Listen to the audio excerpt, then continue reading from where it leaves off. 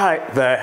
There has been grand move and we are about 180 subscribers. I just thought I should just tell you about that, and this is an amazing number. Thank you so much. Well, I had promised to come back to you on some guide about how you can craft your career change CV. But before we start, here are some fingertips for crafting your career change CV.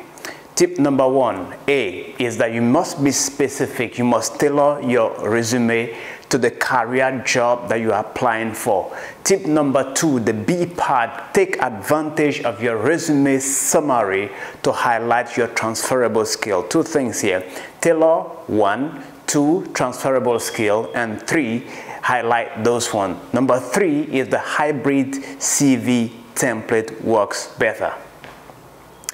Now that you have this ABC tips, let's start crafting our career change CV. Today, I'm going to have to be specific. I'll have to talk about a summary or job objective and also tell you about skills set for your job application for your career change CV. Where do you think a recruiter or employer will first look when they are reading your CV? Is the summary or the job objective section? Personally, I am more keen to see summary statement than objective statement. You may be asking, what's the difference between an objective statement or a summary statement? Well, objective statement focuses more on the job seeker goals, on your goal as a job seeker rather than your accomplishment. Whereas most often, the objective statement is used by those seeking experience, those probably coming into a new position, those who are just fresh graduates, like using objective statement. Yet, here is a dilemma. You have experience, but you are also moving into a new field, a new sector. So what do we do then? In this case, you need to do a hybrid. Just a hybrid is a combination of your summary statement as well as your job objective. So let's say, for example, I am currently in human resources and I want to move to a new role as a communication officer.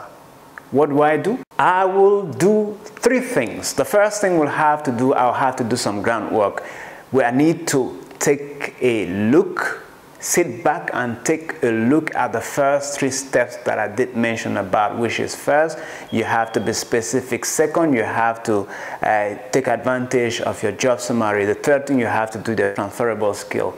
Because you need to do your groundwork, and I will have to do the groundwork. I'll go back a step further. The first one would be to tailor my resume to the role, and my summary statement will have to align to that. And the second thing will have to be for me to start looking for my personal transferable skill. The third thing will have to be for me to do a hybrid combination summary statement and an objective statement combined. Why am I doing that again? Is because where I am going to, I am perceived as not having the right amount of skills and experience required. But wait a minute. Where do I find transferable skills? How do I get to know which skills is transferable and which is not? Well, it's easy. You go to the role that you are applying for and read the job description. Let's do something practical. Let's go online. Let's look for a random job online. Okay, this is good. Do you remember the video that I did matching your skills set to the job? It comes handy here.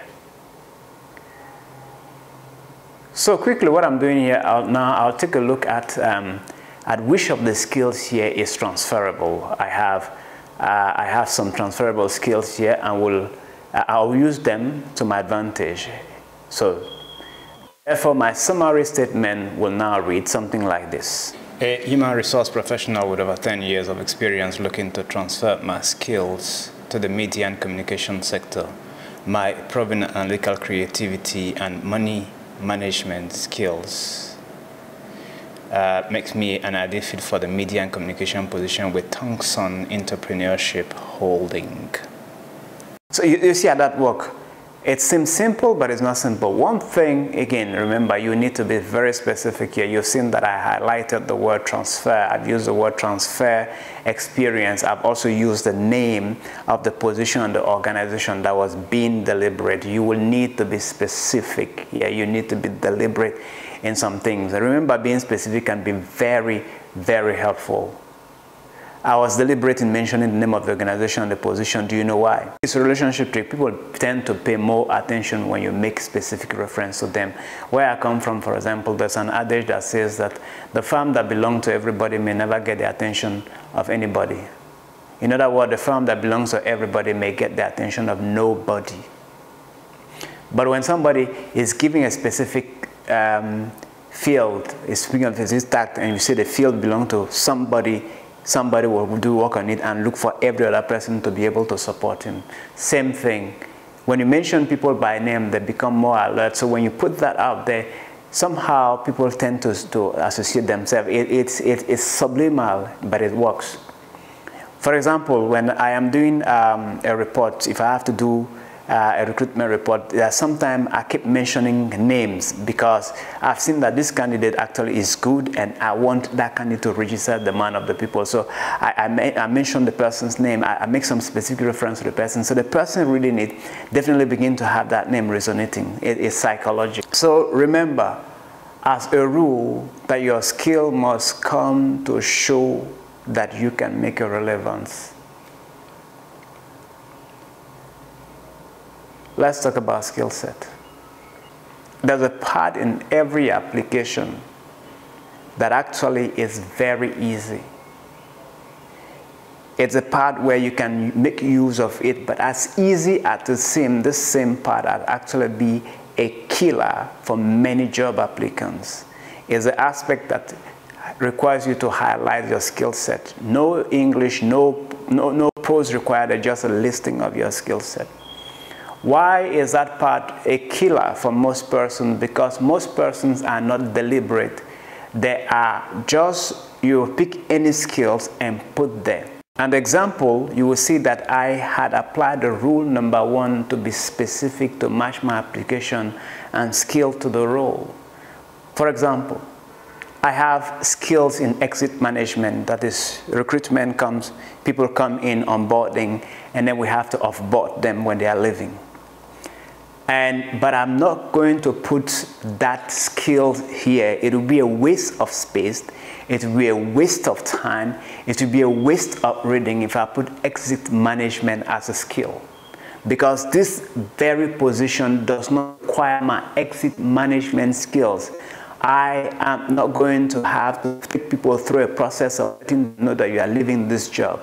I'd rather look for a skill that actually is collaborating, is aligning with the same position. I'll look for collaboration skills. I'll look for listening skills. I'll look for dialoguing skills. I'll look for diplomacy skills and put those ones there. But for this position as a communication person, as a media and communication person, exit is not important. Now, let me take you through a link where you will be able to find skills that actually could help you match. The first place is you go back again to the job description and see those skills there. You pipe through those skills and see the ones that you have and see the ones that are transferable and use them. Because what the employer will look for in those skills is not even, is firstly, which skills actually is required for this very position, and put those ones out there, list them out there. Of course, here is a danger I have seen. Many applicants will put skills that they cannot defend. Yeah, it happens. That's very important. And one way to do it will be to refer to a simple skills mapping that I use personally. For more on this, you could go back to a video I did 7 months ago on how to match your application to a job. That was very, very instrumental. It's a system that I use on a day-to-day basis. For example, for this very role, I could go through the JD and look at the required skill that I require and the ones that I have. So I look at the one that I require and the one that I have that are matching to this very position. Here, let's take a look this time around with another job. yet it's still in the communication sector. I'm using a fresh job that is currently being advertised by the Society for Family Health, and it's closing very soon. So let's take a look at this job, which is the Strategic Communication Officer. So looking at this role, I see data management, I see project reporting, I see research, I see donor management, I see stakeholders engagement, I see analytical skills, I see communication skills, and I see critical thinking. After doing this, what I will have to do now, I will have to place them in the skills section of my own mapping. But there's still a fast way to go about it. Yes, there is. And I'm going to show you this fast way.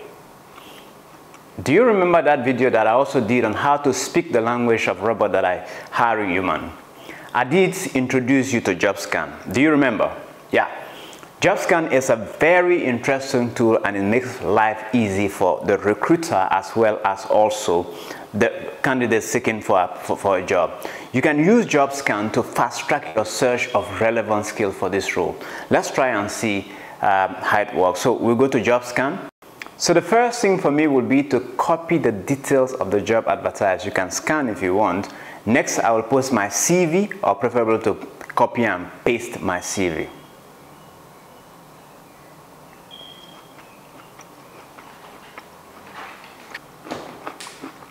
So you've pasted the CV, you're seeing. Now you can see the result I'm getting here.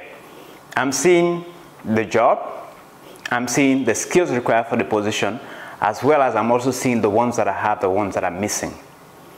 So what I'll do now will be to start looking for the ones that are actually critical for this very role, and then put them there. As easy as that. Once that is done, you list your skills accordingly in your CV, and make sure that your narratives in the work history sections and cover letter also play around the matching skills that are required for this position. So that's all from this video. I hope you enjoyed it. And if you did, kindly like, share, subscribe, and hit the bell icon, and so you never have to miss any upcoming video. And feel free to share your thoughts in the comment section. I will be back with another amazing video, so stay tuned. This is Ansem, your happiest HR, your career breakthrough psychic. And next week, what do you think I'll be doing? I will be doing an act. I ensure this act, usually I ensure that once a month, and usually the first or the second Friday of every month, or the first or second week of every month, I do something unrelated, I do an act. The last time, I hope you enjoyed the video. Thank God it's Friday.